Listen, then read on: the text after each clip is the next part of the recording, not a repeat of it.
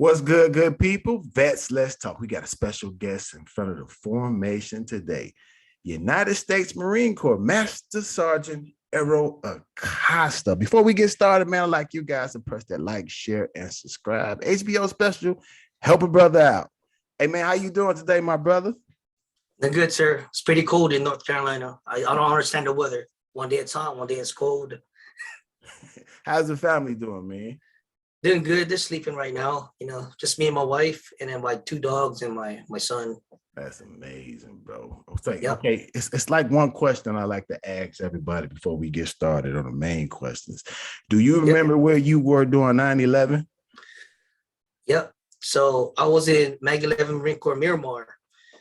Right. We're just done PTing, and I went to the chaw. And then me being ignorant I was a corporal of Marines way back then.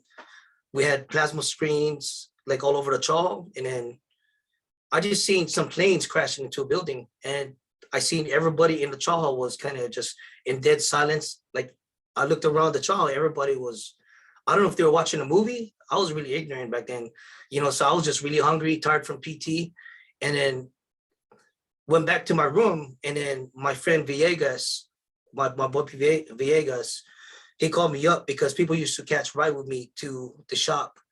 And he's like, hey, man, can I get a ride to the shop? And I said, yeah. And you seen that shit on the TV, man? Like, what? Oh, yeah, the plane's crashing. And I was like, what's that? Is it a movie or something? And he was like, no, man, it's a terrorist attack. I was like, what the fuck? And then that's where I went back. It's like, holy shit, that actually happened. And then I know into that weekend, with a Mag 11, so Marine Aircraft Group, they were deploying like within that week. So we worked that. Me being a supply guy, we were working all weekend, issuing them gear so they could get over there and start, getting ready. Oh, wow, bro. I'm amazed about the stories people tell me. Either they think it was a Die Hard movie or I love it. I love it. So okay, let's jump into it real quick. Can you name a person who has had a tremendous impact on you as a leader? Maybe someone who has been a mentor to you. Why and how did this person impact your life? Oh, yeah, I was looking at like some of the questions you're asking, and it's going to be hard me being in that long. There's so many influences, but I can go like a quick rundown of all of them that influenced me today, if you don't mind, because it's not just one, it's a lot. That's cool, bro. Yeah, first one is God. Every time I wanted to give up, I always had to go back, like and ask, like I was like, there's always times where I always want to give up on a lot of things. Like, God, why am I going through this? And I'll tell you where I wanted to quit a lot of times. One, recruit training.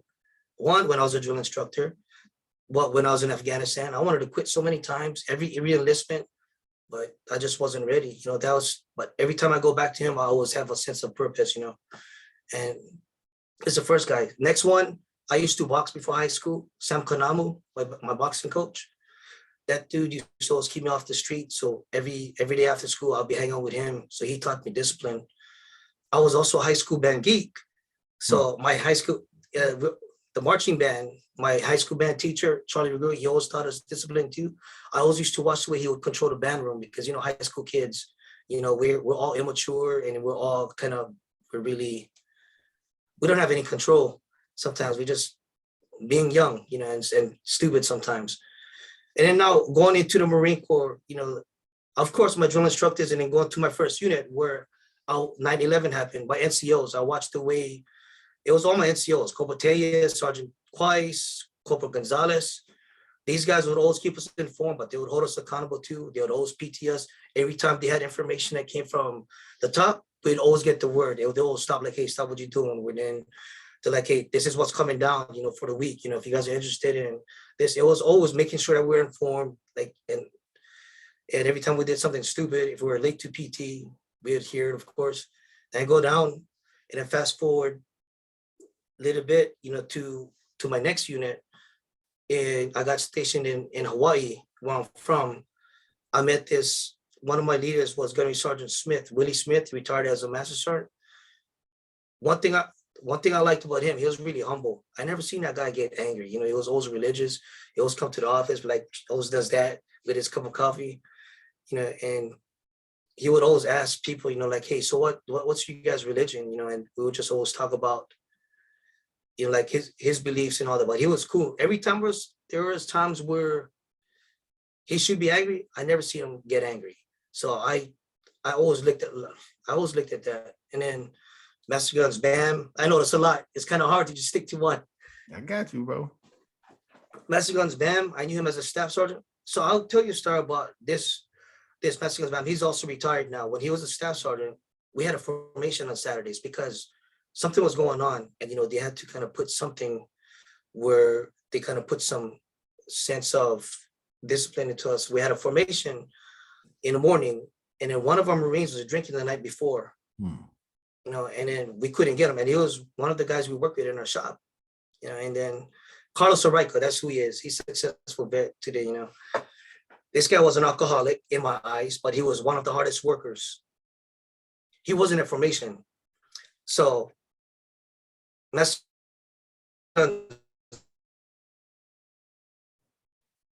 bam, like cell phone just came out. And like, no, he's not answering his phone. What was he last night? Was anybody with him? Like, no, we know he drinks, right? You guys check his room. Yeah, nobody's answering the door. So Staff Sergeant Bam at the time, got the duty, and he got like the master keys. Sergeant Bam coming in, and they're like, this is the duty and stuff. Where you at? Come to find out, he was crashed out in his room, like hung over. Later on after that day, he's like after formation was done and we got scoldings for whatever happened for that week. He's like, you, and it was like 5 of us NCOs, Munoz, Maritza Gomez, and then myself, and then there's a couple other ones, and Oraico, of course. What he told us was, you know what, all of you is gonna get, you remember those Alice packs that people don't wear anymore? Yeah, the Alice packs. He said, all of you guys gonna get your Alice packs, and we're gonna fill them up with sand. And that stuff was like around 70, like 70 pounds, 80. We ran the base. We ran like around the freaking base in freaking Hawaii. Like it was like through the mud, to freaking the pond and all that. And then we're thinking, man, this is some BS, man. And then at the end, he sat us down, and then he's like, we're saying, like, man, why? He's asking us, why are we here? And I said, because we didn't know where one of our peers were. And it's like, that's right. You guys were all freaking assuming that somebody wasn't there. He could have been dead. You guys didn't think, all you guys were thinking like, oh, he didn't answer the phone. You guys left the room, but you guys stopped right there. Like it could have anything happened. But all I did was go over to the freaking duty NCO to get the keys. And I opened his room. Of course, he did it with the right way. So that way it's not illegal. And there he was, passed out. He could have choked in his freaking puke, all that. As a leader, you got to have that perception. You got to start thinking outside the box. You can't just be like status quo, like, yeah, we already checked on him. So that's Master Guns. I always remember that time. And then we were talking shit after to say, like, you know what, that guy's pack probably, because he wore the same pack that we did. We just never seen him packed it. And when we picked up his pack, it was actually heavier than ours. So it was like he ran with the same pack, but he was up in the front too as well. So that's Master Guns, bam. And then later on, fast forward, went to the drill field. I never knew how to be a drill instructor. Sergeant Major Woodruff now, he told me how to be a drill instructor. So that was like a lot of things that helped me out throughout my years, and then keep going forward, come off the drill field. I met another former drill instructor, Master Guns Anderson, Tony Anderson, and he was humble as well, and I just looked up to his leadership, and he was family oriented. He always kept his guys together, and it was always family, like it was always that way. And then the last one, of course, my wife.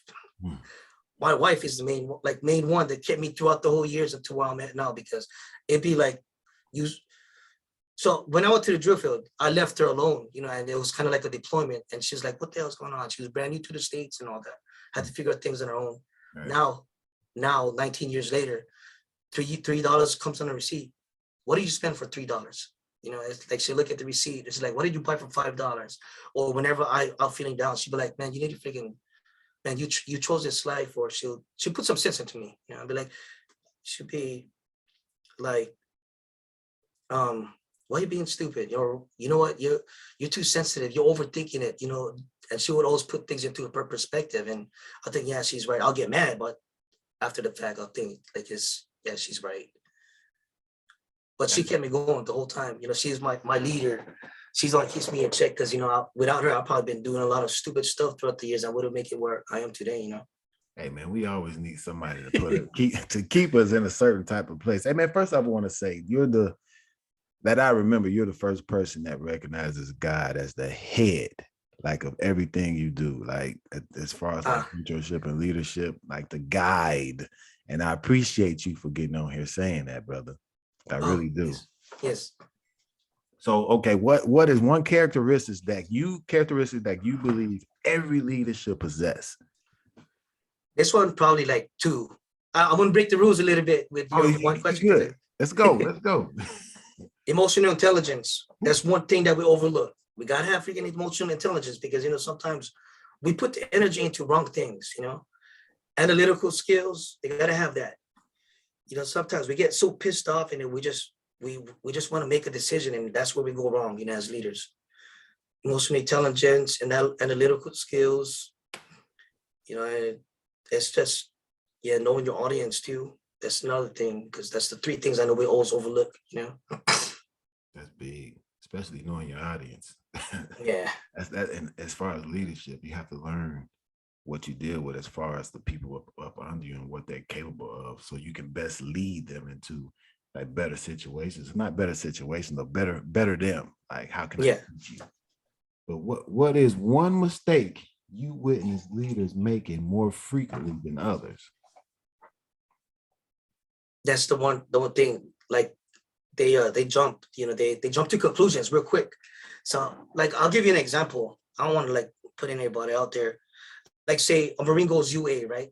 Marine goes UA, and then they come back after a week, and you start knife handing that person all the way through, and then it's just you start hammering that person all the way, and then it's just all of a sudden that person is like a dirtbag.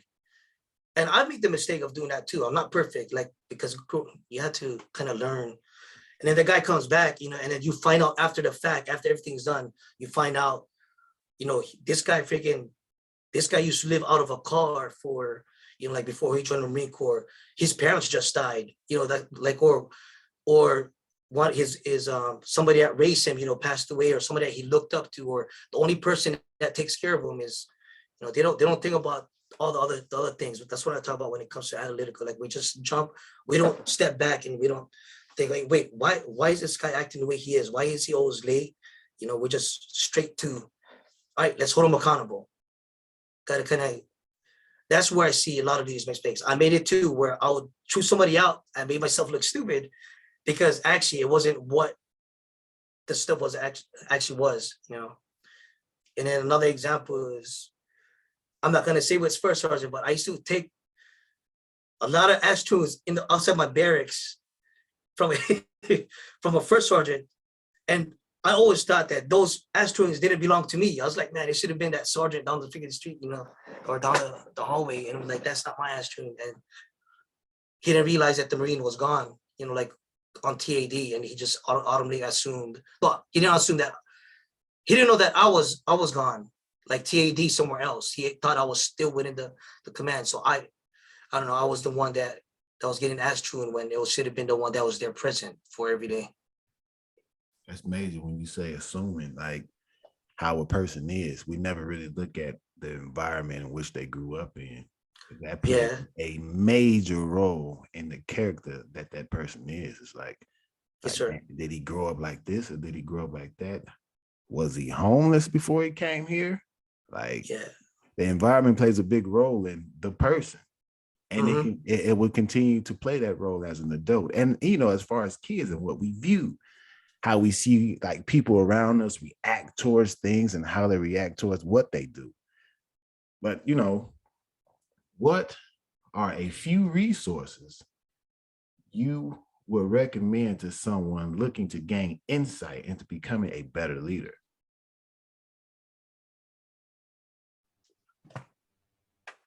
You pause for a little bit. Okay. Your question was the one about the resources, right? Right. Okay.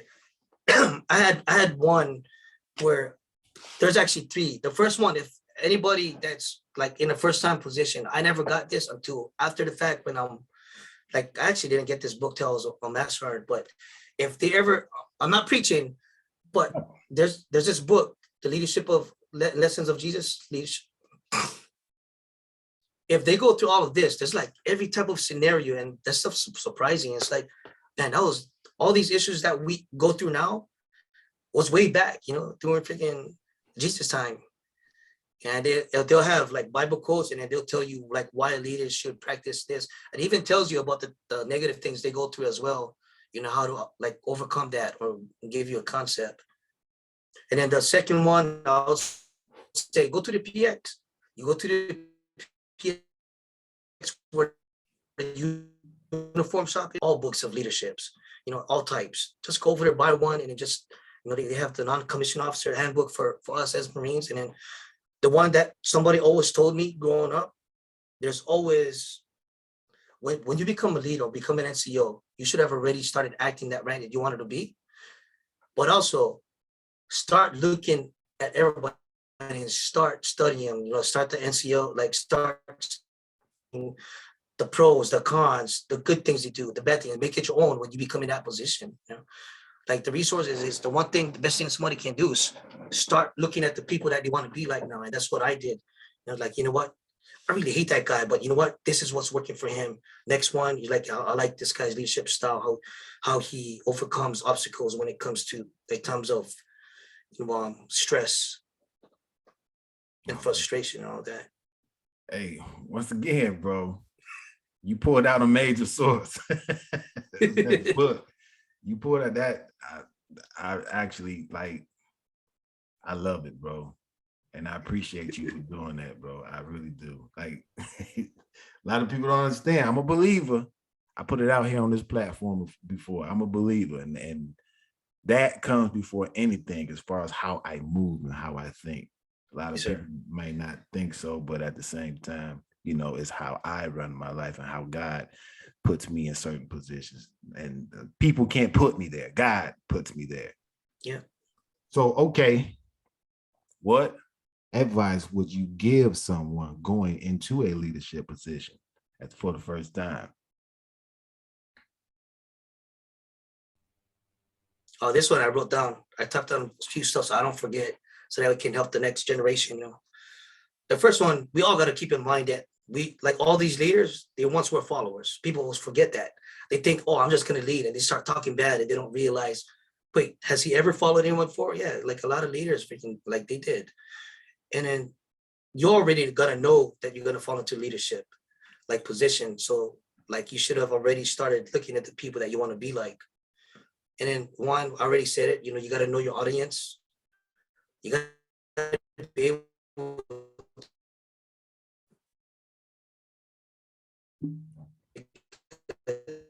one with the next generation, you got to always kind of see where they're at.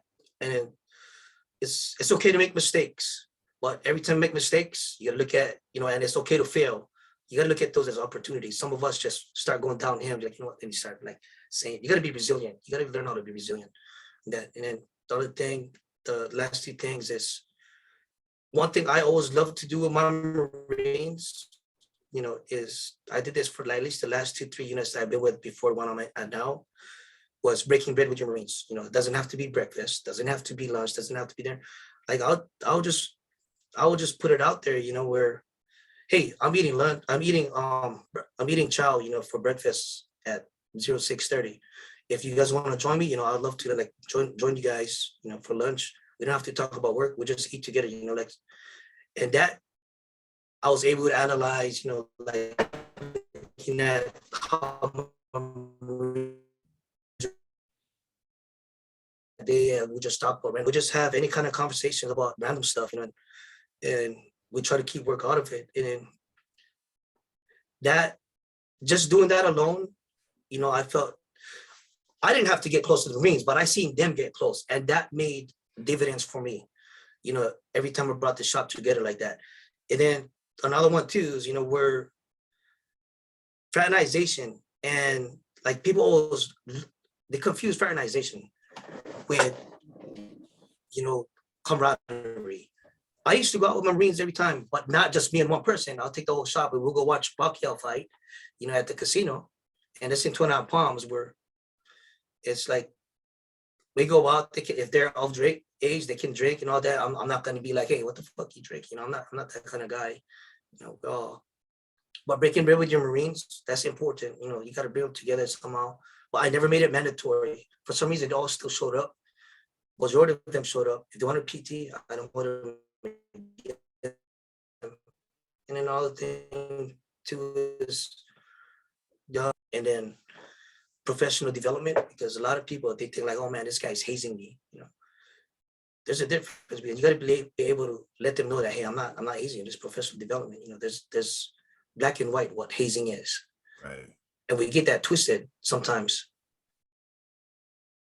And the other thing too is the last thing I'll take to end later, and we all is like you got all the means if you know how to take care of yourself, and that's another thing where we feel that, you know, that's they gotta always learn how to do that yourself and your family. And I'm a big violator of that, you know, but now I'm catching up and can't wait to retire, you know, spend time with my wife and my son. Right, man. I appreciate you for your time, bro. Hey, I like to you know, your music, bro. Let's jump into your music. Could you tell us a little bit of something about that? And after you're done, bro, I'd like to ask you about a couple of songs. Probably just one, but I want to ask you about a couple of songs. Go ahead and explain to the people about your music and what inspires it. Could you say that again? You were breaking. I'm sorry, sir. Could you tell the people what inspires your music? Okay. So, me and my wife, we had a lot of. This is gonna be personal, right? So me and her had a lot of like miscarriages before. So and then, you know, and then after how many years of like, you know, stress going down a little bit, she finally got pregnant. And then my son was born into the pandemic 2020. And I just wrote a song, you know, but like I wanted to make like a song about the thing I was going through with her miscarriage. This song was the song about Ethan. Yeah, that inspired me. And then I write in journals too, you know, like some of the journals I write is like stuff as a leader, you know, like in my shop, like the mistakes that I did. And the main reason why I wanted to make the music is because whenever I'm gone, you know, my son has something to look at. All my music is actually my journal entries. Right. Like I try to make everything something that happened or something that I thought of.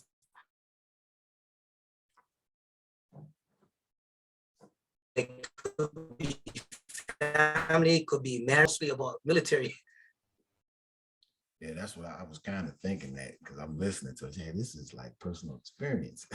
Like, yeah, I try to keep it that way. So okay, one song. My mind, meds, and health, bro. Could you, if you can, could you break that down? Yeah, I've been listening to that for a long time. So that, oh yeah, so I forgot what I was talking about that. You remember anything that I said? Because I just kept going and going. No, it was, what was it? You kind of mentioned about what you was taking as far as your meds, and you brought up your wife a couple of times in the song. So I'm guessing it had everything to do with you healing what you were taking at the time. Oh yeah, that it's just I'm still on medication. You know, that's when I started being on medication. It started making me feel better. Like my mind is very sporadic. So like whatever, sometimes I'll just write and I'm like, you know what? Let me rhyme it with that issue. Like so, you might listen to some songs. It might just go one direction, another direction. And me and my wife too, I was kind of making fun of her at the end, you know, about, you know, she don't really like the way she tells me, I don't know how she tells me, hey, if you're going up to the gym, you know, freaking don't do this, and make sure you answer your phone. You know, it's kind of, I don't know, it's just like regular marriage stuff. And then military too, where I started hating, because I think I had some anger in some of that, where I was talking about people with type A personalities, I think. You know, I didn't agree with some of them. And yeah, I wrote that song so long time ago. I don't remember what exactly it is. That was in 2020. I probably should have said something about it before we started so you can remember. But hey, could you tell us like the sources they can listen to your music on? And I'm gonna leave a link in the description. Go ahead, bro. Yeah, so if you want to listen to some of my stuff, so if you want to listen to some of my stuff is on Spotify, it's on Apple Music, and there's on iTunes, there's on all platforms mostly. I put them on all of there. And so um yeah, if they want to question anything, why I rap with it, I do, they can ask me and I can explain. Look, I know some of it.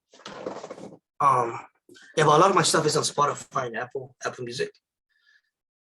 Tell them the name, brother. Tell them the Oh, oh, name. oh, sorry, I did it. It's Chespinoy, Chesspnoi. If you guys are following me on TikTok, that's my exact same name.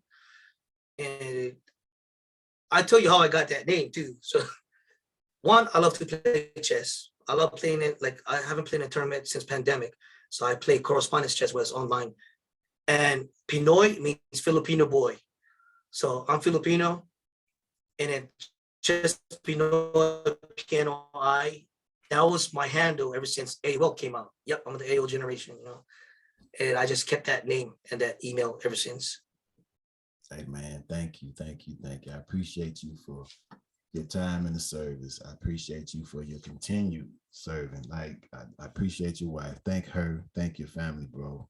Everything you Sir, do does not go unheard of, or like I want to pat you on your back right now for the things that you do. You are important in every aspect of life. Like a lot of people may not think, no, thank you, sir.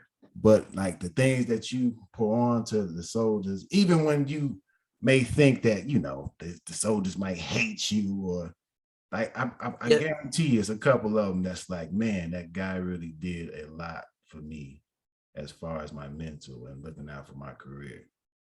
yep. I have a lot of guys that I know that dislike me. They keep in touch with me. And a lot of them still thank me today. Like, yeah, I understand now. It's crazy how I never understood then, but now I understand why you did the things that you did. Man, so yeah, I appreciate you. And man, who's up next for formation, man? This is leadership. A soldier came up to me in the gym, was like, "Hey, man, I'm still going up in the ranks. I got 8 more years. So could you do a little bit more on leadership?" I say, not a problem, not a problem. But I thank you guys for listening. I thank you guys for the future people coming up to be a part of this formation, man. And once again, this is big. I thank you for your time, bro. Hey, Thank you, sir. vets, Been let's on. talk. Who's up next for formation?